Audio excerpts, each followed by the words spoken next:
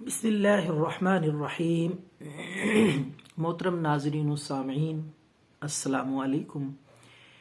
वो हज़रात जिनको जिस्म में दर्द रहता है, ख़ुसूसन टांगों में, पिंडलियों में, और थकावट रहती है, उनके लिए ये ज़बरदस्त नुस्खा पेश खिदमत है।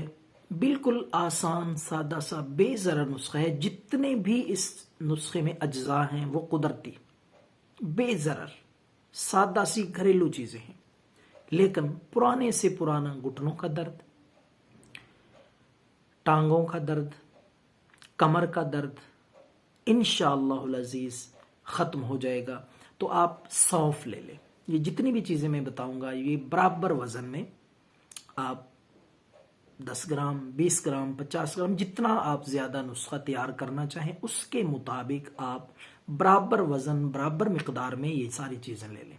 सौंफ, हल्दी, मुलट्ठी और सफ़ेद ज़ीरा, इसके साथ साथ इलायची खुर्द, छोटी इलायची, सब्ज़ इलायची भी जिसे बोलते हैं।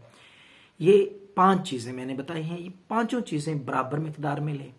इनको अच्छी तरह छान फूक कर साफ करके फिर इनको कूट लें या ग्राइंड करके सफूफ बना लें, बिल्कुल बारीक आटे की तरह।